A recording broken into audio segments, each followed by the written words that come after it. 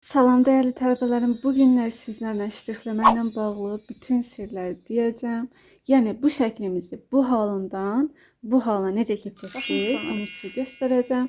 Gördüyünüz kimi qurma tam hazırdır. Olduğu kimi komponovka qaydaları tam yerindədir. Hündürlük nisbətləri olsun, ölçü nisbətləri, hər şey yerindədir. Və çəkdiyimiz bu obyekt, həmin bu naturmort, qabiliyyət imtahanına düşə biləcək bir naturmortdur. 9-larda ola bilər. Və ümumiyyətlə tim ixtisasına daxil olan tələbələrə də düşə bilər. Yəni bunun həmçinin bu rəngkarlığa da aid edilə bilər. Yəni fonunda parça olanda. Yəni burada uşaqlar ilk əvvəlcə sizə deyim ki, ştrixləmənin ilk qaydalarından danışacağam. Həmçinin sırf rəssamlığa hazırlaşan tələbələr üçün burada playlist əlavə edəcəm.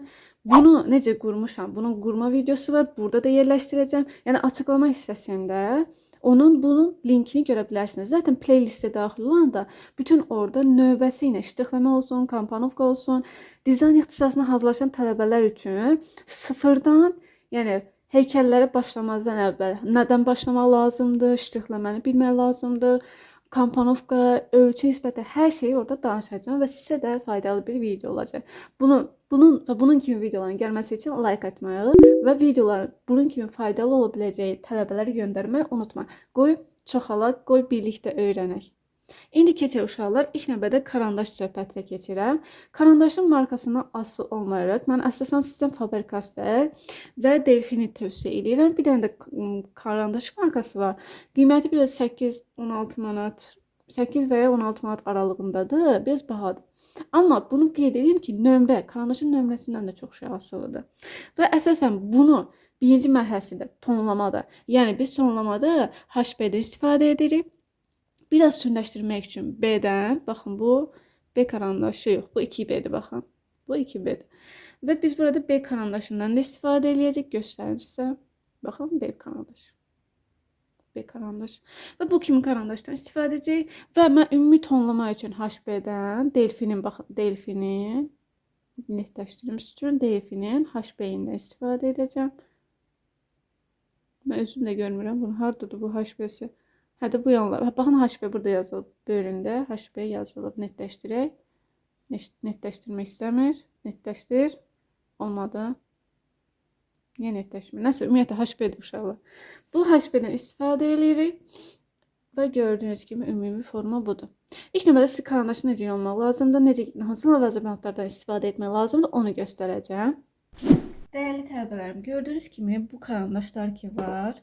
2B'nin özü, Delfinin HB'si olsun, B olsun. Bu kimi nömrəli karandaşları istifadə etməzlər və əlbəttə bu haldan, yəni bu haldan, bu göstərdiyim kimi, bu haldan bu hala keçirmək lazımdır. Bunun üçün də rezakdan istifadə etmək lazımdır. Rezakla bunun qəşəngcə ucunu bu formaya salıb və görürsünüz ki, iti deyil. Baxın, bir qab atın və bir pirkadan istifadə edin. Pirka uşaqlar. Bunun üstü zaten qaradır. Burada məsələn dibində görəcəksiniz. Bu üzlüyü dəyişdirmək olur. Onu söktükdən sonra başlayırsınız bunu pirka ilə bu formada ucunu iti eləməyə. Əgər siz bunu rezakla da bacarırsınızsa nə yaxşı. İmtahanda tövsiyəm odur ki, uşaqlar, siz bunu hazır formada gedin. Yəni bir neçə karandaşı götürün, hamısının ucunu hazır formada aparın ki, imtahanda da orada vaxt problemi yaşamayın. Uşaqlar, orada vaxt elə sürətli keçir. Elə sürətli keçir, yəni insan başa düşmür. Və pozandan istifadə edəndə, baxın, bu karandaşlı pozanlardan tövsiyə eləyirəm, eşiyin. Bəzi xırda toxunuşlar. Amma məncə adi pozan, üçbucaqlı pozanlar olsun, tin uclu pozanlar olsun, onlar zaten bu effekti o kadar öyrəşmiş olursunuz ki, sizin əliniz o kadar çevik, o kadar elastikləşir ki, zaten onu bir həlmələ də həll eləyə bilərsiniz. Və əgər sizin karandaşın məsələn də ən sevdiyiniz karandaşdır və ya ola bilsə imtahanda bir dənə karandaş aparmışsınız, o da 2 tane ortaya bölündü, qısa oldu. Məsələn, bu hallarda bu qalan uzadıcıdan istifadə edə bilərsiniz. Qiyməti 1 manat 20 qəpik aralığında olmalıdır. Yəni ondan baha olmamalıdır. Bəzən görürsünüz 3 manata zat satırlar, amma baxırdı. Baxın, nə qədər uzun oldu. Yəni bu çıxarırsan, balacadır, bunu uzadırsan. Şu, baxın, necə də qəşəng, rahat bir şeydir. Yəni bununla da sərbəst formada karandaşı idarə edə bilirəm. Bu formada indi gəlin, işte karandaşımız bu formada belə iti olmalıdır, çox qəşəng olmalıdır və başlayırıq. Yəni bunu tona salma. Ümumiyyətlə köməkçi xəttləri biraz itirmək lazımdır biraz. Bəzən uşaqlar bunu gözə salır ki, güya da yəni rəssama həmin bu müəllimə çatdırmaq istəyirlər ki, biz rəssamlığa getmişik, bizim yəni ölçü nisbətlərimizdən xəbərimiz var. Zaten uşaqlar, siz əgər düzgün qurmusunuzsa, yəni hər şey öz yerindədirsə, o həmin müəllimin bir şey, yəni avtomatik baxan kimi biləcək. Ona görə özünüzü bu da köçməyən bu xəttləri göstərməyə çox da əl verməyin. Yəni hə, qurarkən şeydə məsələn antiq fikir verin, o qurmalar biraz azdan çoxdan belə gözə salmayın ha. Sadəcə baxın, mən tam da silmədim fikir versəniz. Çünki bilirəm ki, yəni mən ştrixləyəcəm, bu itib özü gedəcək. Biraz pozum. Zaten ştrixləyəndə vərəqin özü pozanı xoşlamır. Hər dəfə pozanı bir dənə xətt vurdum, ay da silim. Bir dənə xətt vurdum, ay da silim. Yox. Yəni vərəqi həm strukturunu körlürsüz, yəni o hamarlığı itir, dığır-dığır bir şey yaranır. Yəni o da ştrixləyəndə tam bariz görsənir ki, burada nə qədər o qədər pozmusan ki, vərəq özü də körlənib, işin də körlənmiş olur. Baxın, ümumi göstərirəm. Vəsə. İndi başlayırıq. Bu karandaş vasitəsilə çalışın. Ümumi tonla işləyəndə uzun karandaşdan istifadə edin uşaqlar. Məsələn başlayıram. Ümumi bunu atıram. Avtomatik limonu da ümumi tona salmışam. Baxın. Sanki karandaşı yelləyirəm kimi. Baxın belə. Baxın necə tutmuşam karandaşı. Baxın. Təkər barmağımı birini sabit tutmuşam vərəqə. Bu 3 dənə barmaq ki var. Onlar fəaliyyət göstərir. Baxın. İndi tam sizə göstərəcəm. Baxın belə. Baxın, bunu səliqə ilə bir-birinin yanında tələsmədən. Bax, bura keçir ha. Bundan heç qorxmayın. Bunu pozarsınız səliqənin bir damcı. Çox da şey eləmədən.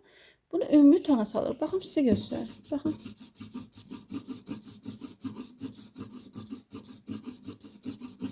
Baxın, burada artıq biləyiniz işlədiyinə görə ağrıya bilər. Bu çox normal bir şeydir. Ağrımaması anormallar. Çünki burada avtomatik sən karandaşı tam sabit formada idarə edirsən. Baxın. Bazen uşaqlar nə edir? Zaten burada limonu tona salmışam. Təzədən bunu silir. Təzədən tona salır. Ehtiyac yoxdur uşaqlar. Ümumi tondur. Belə vursanız kifayət. Baxın, çox açıq istifadə edirəm. Zaten bu fəza figurudur burada. Bunun tonu ilə bunu əlbəttə ki bir yerdə eyni olmayacaq. Bunu daha çox sıxacaq. Buna nisbətən fərqlənməlidir. Həmçinin bunda da. Deyəsəm, burada foto zaten burada yerləşdirəcəm siz üçün. Burada ən tündü budur, sonra bu, sonra bu, sonra bu, sonra bu. Ən açıq, yəni burada fəzza figurda ağ bir materialdır, gipsdir. Baxın bu formada.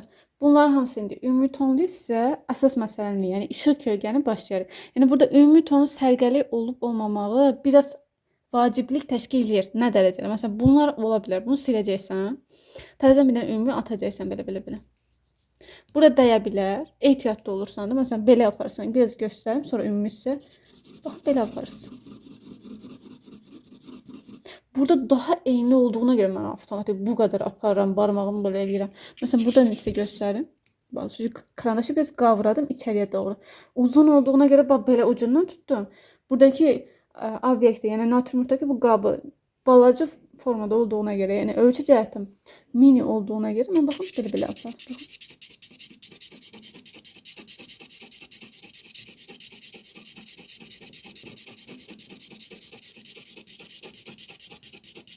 Yəni məfhumu bu qədər çıxa bilər. Bunun kimi çıxmadı. Çünki bu ümumi formada böyükçü axı. Mən gedib bunu hissə eləsəm ona yox şeydir. 2 dənə ayrı bir şey kimi görsənir.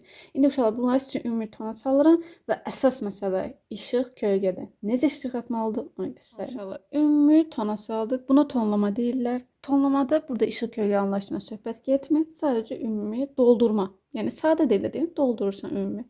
Və burada forma. Ona görə mən oval formada aparıram. Bu həmin obyektdir, cisim. İşlədiyimiz natrum orada ovallıq var. Forma anlayışı olduğuna görə mən götürüb belə bunu oval formada, yarım çevrə formada ştrixləyirəm. Fikir verirsəniz, məsələn, buradakı şeyləri o qədər də silib silməmək sizə qalıb.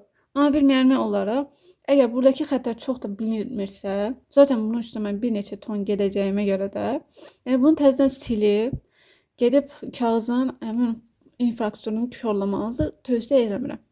Çünki nə qədər pozanı istifadə etsəm, baxın. İstifadə eləyəndə bunlar yaranır. Baxın, balaca qara nöqtələr görürsünüz, onlar yaranır. Əgər pozanı istifadə çox eləsən, bu qara nöqtələr elə bir ləkə kimi qalacaq. Ona görə pozanı istifadə etməyinizi o qədər tövsiyə etmirəm. Baxın bu formada. Saxlayın, zaten bunu ümumi tona salacaqsınız. Ona görə mən dediyim kimi tövsiyə eləmirəm. İndi başlayaq tonlama söhbətinə. Tonlamada birinci işığın hansı istiqamətdən gəldiyini və kölgənin, yarım kölgələrin, reflekslərin harda yarandığını bilməliyik. Əgər mənim kölgəm sağ tərəfdən gəlirsə, avtomatik bura nə olur? Olduğu kimi qalır. Ümumi mən biraz da tündləşdirə bilərəm əslində. Ümumi yenə bir ton gedə bilərəm. Çünki bunun üstünə bir dəfə də gedərəm. Daha çox, yəni bunların bir-birinə ton fərqi olmalıdır. Mütləq uşaqlar hamısını eyni tonda ştrixləsəz, o müəllim baxan kimi görəcək ki, bu uşağın tonlamanı bilir, amma yarımçıq bilir, tam bilmir. Ona görə məsələn, biz ştrixli atanda, baxın, yenə baxın, tam səliqəli formada göstərim. Ştrixli atanda fikir verin. Zaten dedim ki, bir neçə karandaş istifadə edəcəksiniz. Hələ ki o 2BB-yə hələ keçməmişəm uşaqlar. Baxın, buradakı bizim bu risinokumuzdaki bu xəttlər ki var. Onların üstündən baxın. Belə. Belə gedirəm. Və fikir versəniz, mən buradakı ümumi fonda istifadə etdiyim, fon deməyək, ümumi tonlamada istifadə etdiyim, baxın, onu izləyirəm. Elə o xətti izləyirəm, baxın. Əgər mən əksinə getsəm, çarpaz xəttlərdən indidən istifadə etsəm, o gözə batacaq. Biz çarpaz xəttlərdən əlbəttə ki, istifadə edirik. Amma formanı tapdıqdan sonra ümumi tona, ümumi elə bir daha da tündləşdirmək üçün, daha da belə qabarıq göstərmək üçün biz o çarpaz xəttlərdən istifadə edirik. Mən indi bünövrədə bunu istifadə etsəm, o çox kobud görsənəcək. Kobud bir səhvdir bu uşaqlar. Baxın bu formada. Bu xəttin üstünə sıxıram, buraxıram, sıxıram, buraxıram. Baxın. Mən indi sürətli elədiyimə görə bəlkə elə seçə bilmirsiniz. Və karandaşın ucu küt olmamalıdır. Məsələn, görürəm ki, aparanda küt hiss eləyirəm.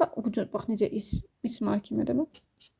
Baxın, gördünüz necə də fərq yarandı burada. Bir dəfə bunu istifadə etdim. Avtomatik qoy. Bir də uşaqlar belə olanda uşaqlar ayda ürək partiya, ay müəllimə necə tünd apardım. Aparsan gedirdi. Nə var ki burada? Karandaşla hələ indi bismillah eləmişik. Başlamışıq. Bu qorxu ilə, vəsvəsə ilə başlasınız uşaqlar. Tez bazar səhv eləyəcəksiniz. Qorxmağı. Rəssamlıqda zaten sən bunu idarə eləyirsənsə, bu qorxmalıdır ki, sən də ayda. Mən yenə düşdüm təranənin əlinə. Vərəq deməlidir ayda. Yenə tərinə gəldi üstümə və məni yenə formadan formaya salacaq. Yəni sən qorxmamalısan. Əlim, hökm səndədir. Yəni Allahın izni ilə imtahanında uğurlu nəticə göstərəcəksiniz. Burada qorxmağın bir faydası yoxdur. Tam əksinə, rəssamlıqda qorxdun. İdarə artıq avtomatik səndən gedir. Bir də uşaqlar sual verir ki, qabiliyyət imtahanında məsələn yerimdən dura bilərəmiyəm? Əlbəttə ki, niyə dura bilməzsən? Dur, orada istədiyin kimi gəz. Amma başqasına əlbəttə ki, maneçilik törətməmək şərti ilə özümlə yemək apara bilərmiyəm? Əlbəttə ki, yəni orada müəyyən bir saat aralığıdır ki, su da götürməlisən, yemək də apara bilərsən, piçeni. Yəni yemək dediyim, gedib orada məsələn aşmaş aparmıyor uşaqlar, zarafat eləyirəm. Yəni orada piçeni, yəni xırda abur-cuburlar götürün ki, yəni enerji itirməyin. Rəssamlıq elə bir sahədir, həm zehnin, həm əməyin işidir. Hamısı işləyir uşaqlar. Ruhun, hər şeyin avtomatik işə düşür. Ona görə yorulmağın normal bir şey. Baxın, bunları ümumi baxın, bir tərəfi açıq, bir tərəfi tünd. İşıq, kölgə. Burada avtomatik biz müstəvində işləyəcəyik. Fonu da tonlayacaq, salacaq. Amma ümumi bunları eyni qaydan eləməliyik. Məsələn, bunu axıra qədər göstərəcəm sizə. Sadəcə bunları da hər birini biraz göstərib, sonra ümumi ilk onu sizə göstərirəm. Amma çalışın ki, məndən bilgi işləyin. Videonu məsələn sürətli formada eləyirəmsə, bu sizin sıxılmamanız üçündür. Yəni özünüzdə işləməyə sizin vaxt ayırıram ki, mən bunu elədim, sən də mənə çat mənasında. İndi uşaqlar bir dənə sualım yaranır. Əgər işıq bu istiqamətdən gəlirsə, bura açıqdırsa, sizcə bura mı açıq olur, yoxsa bura mı? Gözləyirəm. Afərin. Bunun qarşısında cisim var. Bu işığın qabağını örtürsə, avtomatik burada bir işıqlıq yaranmır, qəti sürətli. Burada bunun kölgəsi düşür. Ona görə ümumi bu formada aparacaq. Onu necə eləyəcəyimizi göstərəcəm. Avtomatik burada kölgəli olduğuna görə buradan. Bizim işıq nayəmiz buraları olacaq. Açıq saxlayacağımız hissə. Bəs burada, baxın, buradan işıq gəldiyinə görə bura bununla eyni qayda. Və burada ümumi formada sadəcə üstdən dəyə bilər. Buradan baxın kölgə yaranacaq. Buradan buraya kimi. Burası işıqlı nayəsi olacaq. Və sizə bir dənə sual verib. Alma olsun, üzüm olsun. Onlarda yaranan ən parlaq hissə nə deyilir? Aferin, bilik deyilir. Və belə sadə şeyləri bilmək lazımdır. Refleksin nə olduğunu, yarım kölgələrin, kölgənin nə olduğunu bilməlisiniz uşaqlar. Şuurlu fəaliyyətdə işləmək lazımdır. Baxın, indi bunda necə eləyəcək? Onu sizə göstərim yaxından. Baxın, əgər karandaşı bu formada. Və çəkələ barmağı necə idarə etməkdir, karandaşı necə idarə etməkdir, onlar hər bir videoda deyirəm dönə-dönə. Siz bunu əməli başda idarə etməyi öyrənməlisiniz akademik formada. Baxın, bunu belə-belə aparacağım.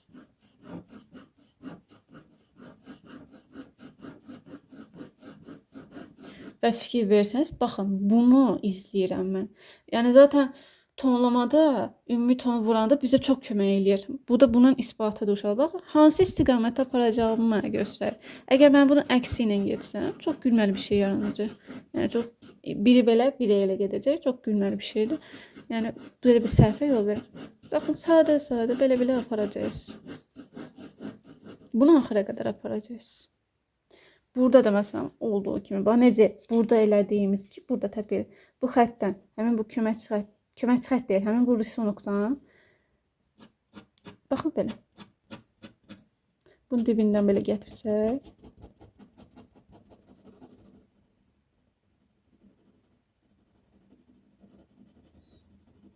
tələsməyə ehtiyac yoxdur. Vaxt bölgüsü önəmlidir burada. Nəyi nə vaxt eləyəcəm?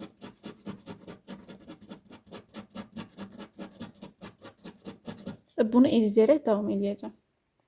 Burada da eyni qayda. Yəni, əgər bura işıqlıdırsa, avtomat bu risun xətti var.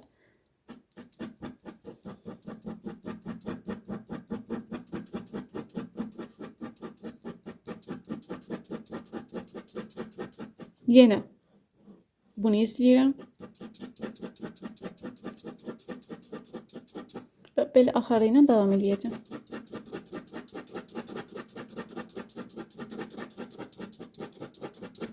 Axıra qədər davam edəcəm. Siz də mənimlə birgə eləyin və bunu artıq 3-cü mərhələsinə çatarıq. Yavaş-yavaş fona keçərik, müstəviyə keçərik və ümumi baxışda baxacaq və ən tünd hissələri eləyib yekunlaşdıracaq. Bu formada elədik və limona çatanda limonun ümumi formasından bilirik ki, buradan biraz işıq dəyəcək. Ona görə bu hissə ki var, bu hissəni başlayıram yarım oval formada iştirak.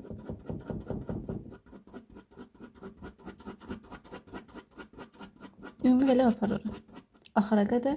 Onu apardıqdan sonra alt hissədən tündləşdirirəm. Baxın, bunu edirəm, sonra onu göstərirəm. Baxın, bu formada ümumi tonladım və bilirəm ki, alt hissə ilə bu hissə, baxın belə C formasında bilirəm ki, burada tündlük olacaq. Bir də bu hissələrdə üst təbədə. Onu necə eləyəcəm? Ümumi buranı biraz tündləşdirirəm. Artıq burada B-dən istifadə edəcəm və bu hissədən bax belə bu formada aparacağım. Baxın.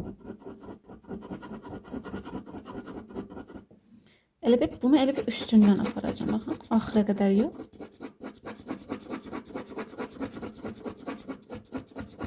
Kameradan bilmirəm, o tonu tuta bilirsiniz. Bəzən kamerada real gördüyümüz, baxın bu formada belə bir şey eləyəcək. Ümumi belə baxın. Biraz otaq işıqlıdır deyə mən biraz kameranı tündləşdirəm. Bax bu formada mən əslində görürəm. Kamerada biraz işıqlı görsən. Baxın bu formada. Və burada uşaqlar mən əlavə xəttlər ki, bəzilərini siləcəm. Bunlar çox məsələn qabarıqdır. Bu hissələr ki, ümumi fonu elədikdən sonra mən gedəcəm beyindən istifadə etməyə. Başa düşdünüz uşaqlar? Mən bir dəfə beyinə bunu qaratsam, ümumi baxış əldə edə bilməyəcəm. Ümumi baxa bilməyəcəm rəsmə. Tək-tək baxanda da iş xırdalanır. Ümumi baxılmalıdır uşaqlar işə. Yəni mərkəzdə bir dənə bu deyil. Bu da var, bu da var, bu da var. 4 element ki var. Əsasən 3 gedir. Bu o qədər də vacib deyil. Amma komponovkada məsələn mən bu qalsaydı bu qırağı, mən bura qıraq məsafələri ona əsasən təyin etməzdim. Ümumi bu 3 fiqura və naturmorta əsasən qurardım. Zaten digər videolarda başa salmışam. Məncə onun digərlərinə baxıb buna başa düşərsiniz. İndi başlayaq bu məsələyə ki var. Baxın, pozan vasitəsilə mən bu hissələr ki var. Dediyim kimi, əslində məsələn fonu qapqaradırsa, mən heç bunu silməyə ehtiyac yoxdur. Amma mənim fonum ağ olduğuna görə mən bunu silməliyəm. Şəkildə də görərsiniz, göstərəcəm zaten. Orada məsələn fon ağdır və mən buradakı bu kobud xəttləri mütləq biraz silməm lazım. Yəni baxın, bunu lazımdır da bunu silmək. Yəni əgər bəzən görürsüz fonum imtahanda qara qoyurlar, qara parça. uşaq çaşıb qara parçanı da eləyir. Onlar sadəcə orada fon kimi istifadə olunan bir şeydir uşaqlar. O qapqara, qara-qura bir şey çəkməyinizə ehtiyac yoxdur. Fon kimi tonu ver, vsyo. Yəni o səndən istənilən əslində odur. Uşaqlar gedib parçanı elə kövud orada işləyirlər. Sonra deyir mənim balımı niyə kəsdilər? Deyib sən orada qara-qura bir şey çəkmirsən, elə də onu elə şişdirxləyiblər. Dərsdə heç onu qədər şişdirxləmirlər. Eləməyin belə kövud səhvlər uşaqlar. Bilirəm, imtahandır, həyecandan insan istər-istəməz özünü itirir. Çalışın eləməyin. Sanki oturmusan, hər gün getdiyin kursda not-notunu işləyirsən. Elə fikirləşin. Yəni həyecanlanmağa heç ehtiyac yoxdur. Yaxşı bildiyin bir şey eləyib oradan çıxıb gedəcəksən. Və tonlamada fondan istifadə edərkən çalışın uzun karandaşdan istifadə edin uşaqlar. Yəni ümumi bax düz xətti çəkmək birinci videoda demişdim. Düz xətti çəkmək çox önəmlidir. Sən düz xətti belə çəkə bilmirsənsə, sən bunları çəkmək biraz qeyri-mümkün bir şeydir. Çəkərsəniz nəsə alınmayacaq, 100 dəfə pozacaqsan, enlik tapa bilməyəcəksən, risunukun olmayacaq. Köməkçi xəttlərindən bilinəcək bu insan heç nədən xəbəri yoxdur.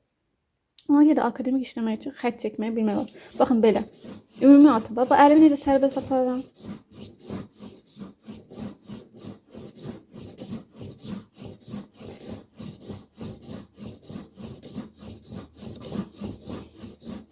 Ümumi aparırsan, bunun hamısını indi birazdan eləyəcəm. Çalışın bu ümumi necə ki neytralı biz vuranda biz necə ki işıq kölgə bilinmirdi. Bu fonu da, müstəvini də. Müstəvi burada uşaqlar, fon burada. Fon arxa hissəyə deyilir. Yəni fon arxa deməkdir. Burada alt hissəni biraz bilindirəcək ki, buradan aşağıdadır. Bu nəyinsə üstündə dayanır, onu bilindirmək əsas vacibdir. Bu hissə o qədər də şey deyil. Yəni eləməyiniz daha yaxşıdır, onu biraz bilindirin. Gözə batmamalıdır. Əsas bizdə baş rol budur. İndi bunu məsələn, bəzən uşaqlar deyir, mən belə-belə gedirsə, bu bura keçər, nə bilim nə. Uşaqlar belə apar da, yəni bunu da eləmək bu qədər çətin olmamalıdır. Baxın, belə-belə elə. Sonra ölçünü yavaş-yavaş qaldır. Bu bir damcı bura keçməklə aydın. Bir var, belə bir dənə qara bir dənə xətt atasın, hə, vəziyyətdən çıxarsın. Bax, belə-belə eləyir. Əgər çətindirsə, bax belə. Biz necə ki bu ştrixdə bu xətti əsas götürür, burada da bu əsas gedir. Bax, belə-belə yuxarıya dartırsan. Bir çəkirəm, yuxarıya dartırsan. Baxın, formada çox bəsit, asan. Ya da elə öyrəşəcəksiniz. Vərdiş məsələsidir uşaqlar. Elə siz artıq öyrəşəcəksiniz. İndi mən buranı fonus üçün eləyim. Müstəvidə necə lazımdır, onu da göstərməyində. Buranda və artıq biz əsas məsələ bunu həzmli formada göstərməyə keçək. Məsələn, burada məsələn düzdür xətt tapdırsan. Burada isə müstəvini belə-belə xətt aparırsan. Baxın, belə-belə. Necə ki, yəni belə-belə gedəcəksən. Neytral vari aparırsan. Baxın, belə. Belə yapardınız. Bunu axıra qədər tamamlayacaqsınız. Buradan da aşağıya doğru dartışdıracaqsınız. Bax, belə. Yəni, uşaqlar ən sevmədiyi hissə buradır. Zaten o qədər önəm kəsb eləmir. Sadəcə bir eləməyiniz ağ kağız saxlamayın da vərəqdə. Burada məsələn iştiqləmək lazımdır. Eləyin bunu. Bəzən uşaqlar belə alınır. Qorxmayın da ondan. Belə üstündən yenə əsas xətt bunu götürün, dartışdırın aşağıya doğru. Baxın. Bunu elə göstərmək üçün elədim ki, mütləq elə eləyəcək. Baxın, məsələn bir var belə eləyəsən, bir var belə aralıqlar qalsın. Aralıqlar qalsa belə zaten bunun üstünə xətt aparırsınız. Yəni çıxış yolu var. Yəni dünyanın axırı deyil. Baxın, ştrixlərin istiqamətlərinə baxın. Çarpaz xəttlərdən hələ ki istifadə etməmişəm. Çarpaz xəttlər tündləşdirmək üçün lazımdır. Birinci mərhələdə, ikinci mərhələdə belə olur. Yavaş-yavaş nə edəcək? İşıq kölgəyə keçəcək. Bir də uşaqlar, məsələn, köməkçi xəttlər deyirik. Məsələn, risunukda olsun. Fikir verirsiniz, bəzi xəttlər ki, məsələn, tonlamada ümumiyyətlə görsən, burada var idi xətt. Köməkçi xəttlərdən, mərkəz xətt var idi. Harada enləri, harada aralır. Onları istifadə etmişdim. Gördüyünüz kimi ştrixlə işləri onlar gedir. Yəni bu qədər də pozanı istifadə etməyiz, o qədər də faydalı deyil. Çünki vərəqə dediyimiz kimi əvvəldən təkrar olmasın, yəni vərəqə korlamasına gətirir. Və burada məsələn, biz baxın bu xətt ki var, biz bunu yayırıq. Yayırıq deyəndə xəttin yanında xətt qoyuruq və bunu elə bir tam belə xətt kimi, bu kimi görürsənməyini qoymur. Məsələn, belə eləyirəm. Burada daxildir bu. Məsələn, mən burada işıq kölgə olmasa belə, mən bunu buradan bilirəm ki, burada işıqlıdırsa, avtomatik burada kölgədir. Məsələn, belə eləyirəm. Bu tündü ki var, bunu biraz yavaş-yavaş itirməyə çalışıram. Məsələn, buradakı kimi.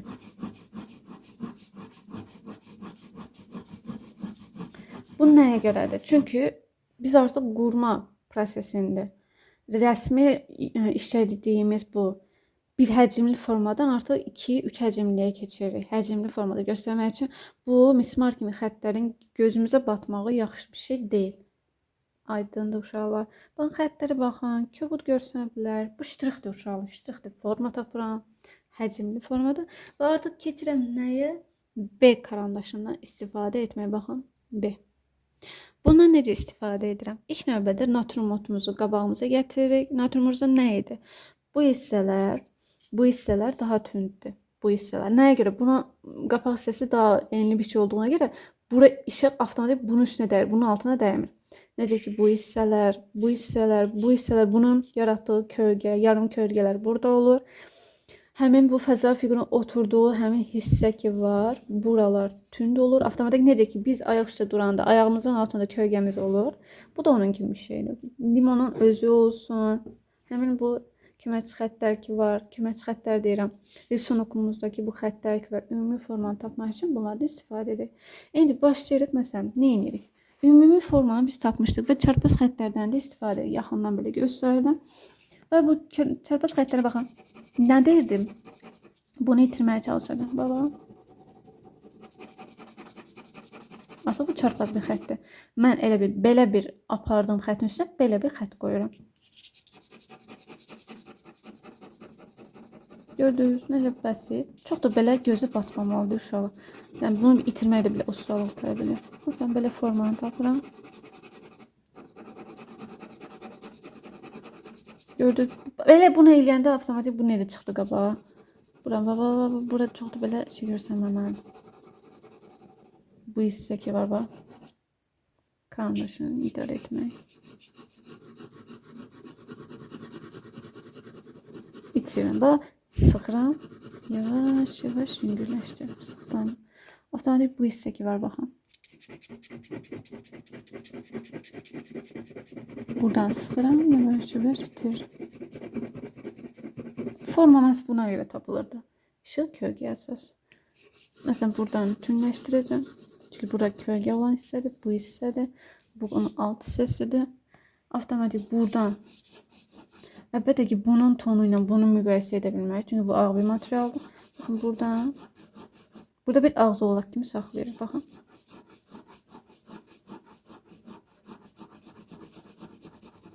Yavaş-yavaşdır. Buna hərəkətə keçirən məhz bunlardır, reflekslərdir. İndi burada məsələn nöqtələr deyəcəksiniz nədir müəllimə? Mən bu planşetim ki var, baxın bunun planşetim biraz şeydir, baxın rəngarəngdir. Bu knopkalardan istifadə etdiyimə görə bu məsələn iş balaca olub, knopkalamışam, onun mismarı yeri qalıb. Həmin bu oyuq ki var, baxın uşaqlar, oyuqlar ki var. Ona görə şey olub, burada qara ləkə olub. Əslində olmamalıdır. Yəni planşetinizi çalışın, aparsaz imtahana. Belə dilim deşik olmasın. Mən sizə sadəcə videoda göstərmək, öyrətmək məqsədi ilə deyirəm. Bu da məsələn bir nüansdır. Məsələn, əlbəttə ki bu hissənin yaratdığı yarım kölgə ki var. Burada məsələn bir refleksi var ki. Burada ağ refleksi nəyə görə yaranıb? Çünki divarımız ağdır, bu hissələr ağdır, müstəvisi ağdır. Buna görə burada ağdır. Zaten gipsin özü də ağ bir material olduğuna görə burada belə şeylərin yaranmağı normal bir şeydir. Bunun alt hissəsi avtomatik nə olur uşaqlar? Daha tünd olur. Çünki 2 dənə kölgə üst-üstə düşüb burada. Gördünüz bu formada. Yavaş-yavaş tünddən açığa doğru belə eləyirəm. Və bunun oturduğu hissə ki var. Tünd. Yavaş-yavaş itirsin. Məsələn, bu hissəyə fikir versək, burada bunun yaratdığı kölgə ki var. Məsələn, bunu birinci bunun kimi aparıram. Baxın.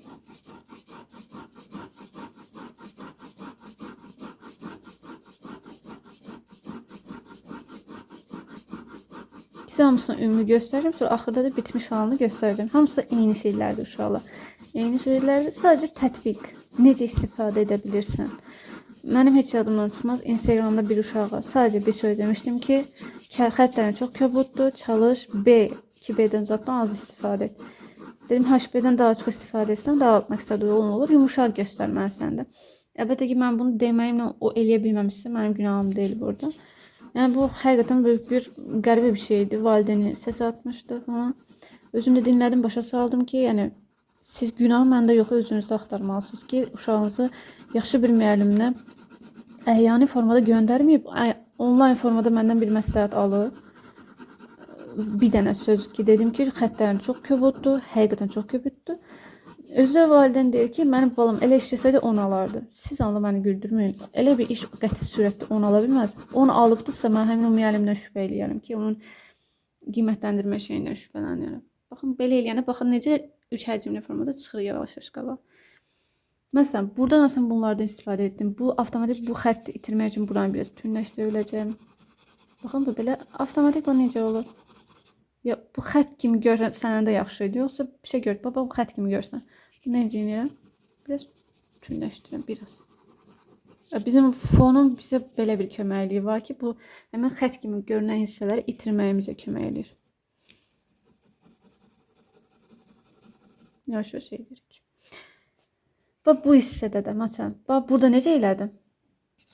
Əlbəttə ki, ən tünd qab budur. Mən ona görə biraz burada qorxmazlıq göstərirəm və sıxıram.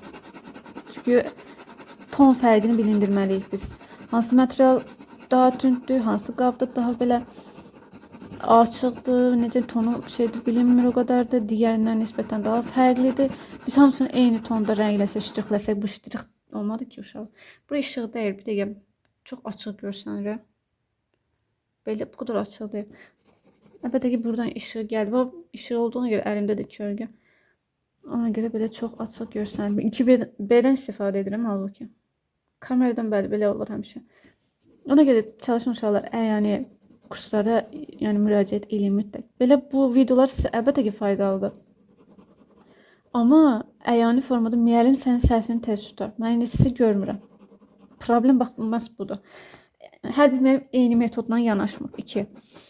Sonra isə müəllim səhvini görür, sənə göstərir, başa salır, plus sənə göstərir. Mən sizə sadəcə göstərirəm. Mən sizin necə istədiyinizi bilmirəm. Ona görə çalışın əyani formada kurslara gedin, mütləq. Müəllimləri müqayisə eləməyin. Filan müəllim belə eləyir. Videomu izləyən bir uşaq gəlir, deyir ki, müəllimə siz düz demirsiniz.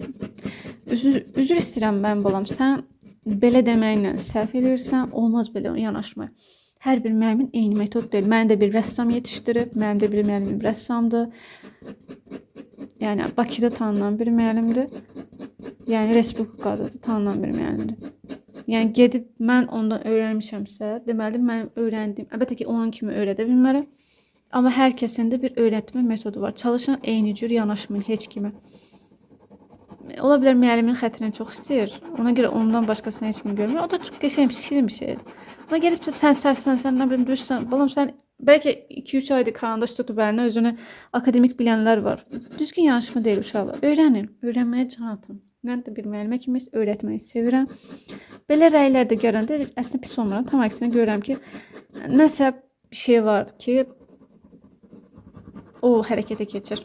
Yəni mənlik bir şey deyil, əslində uşağın özündə problem. Yaxşı olacaq. Çalışmaq lazımdır uşaqlar. Biz sözün əsl mənasında sevmək istəyir. Baxın nə qədər çıxır yavaş-yavaş. İş necə idi? İndi yavaş-yavaş necə olur? İndi bunları mən sizin biraz ötünə salıb tündləşdirirəm. Bu hissələr baxım necə eləyəcəksiniz. Video şəkil bilmirəm, şəkil hələ məndə qalmış olmalıdır. Desən o bir videoya keçib baxa bilərsiniz. Mən təqribi deyirəm ki, məsələn bu belə işıq buradan gəldi, avtomatik bu yaranır falan. İndi ən maraqlı hissə bunun kölgəsi buna oxşayardı, elə deyil mi? Məsələn, almanın kölgəsi alma kimi oval formada olar. 3 bucaq olsa 3 bucağı var. Bunun da kölgəsi, baxın, belə yarım. Baxın, belə olacaq. Məsələn, buradan bir kölgə atıram. Heç qorxmayın işıqlayanda. Ayda daha tünd oldu, nə bilim, nə oldu. Qorxan, gözə çöp batar, tez səhv eləyərsiniz. Vəsvəsəyə salmayın. Bax, belə bir ovallıq aparıram ki, baxın, bu kölgəsidir. Buradan da belə.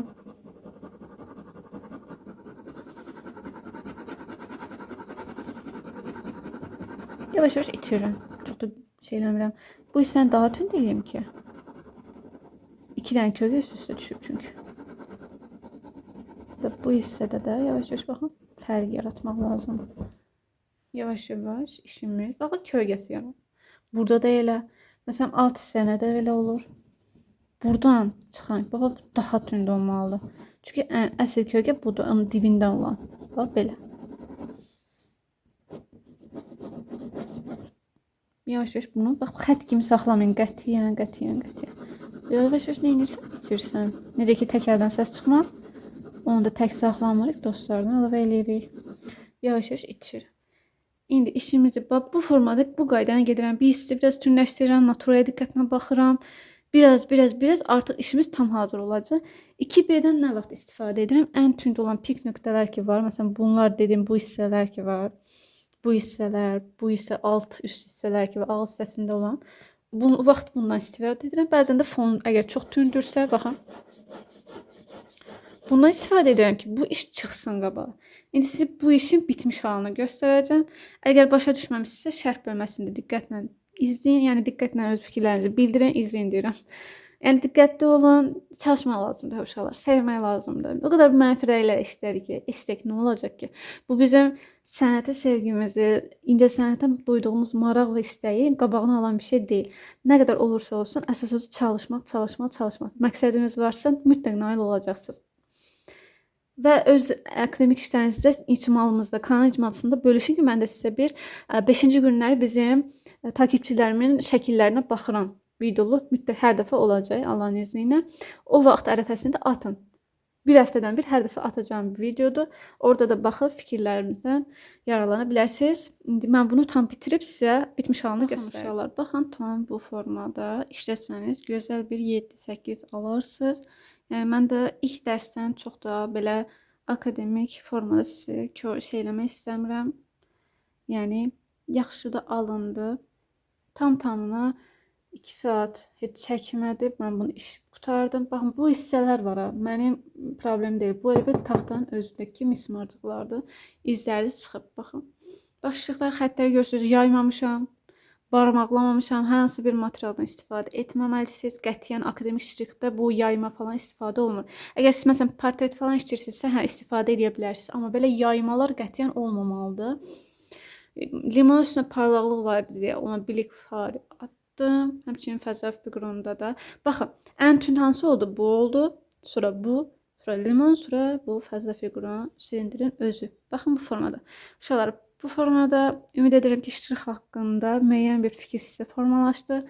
Tələsməyin, digər videolarımızda daha aydın formada tonlama, ştrixlama haqqında sizə bol-bol videolar atacağım ki, sizə artıq daha sadə və bəsit formada gələcək. Əlbəttə ki, bunun üçün nə etmək lazımdır? Çalışmaq lazımdır. Digər videolarımızda görüşənə qədər dəyərli tələbələrim, çalışmağa və öyrənməyə davam edin.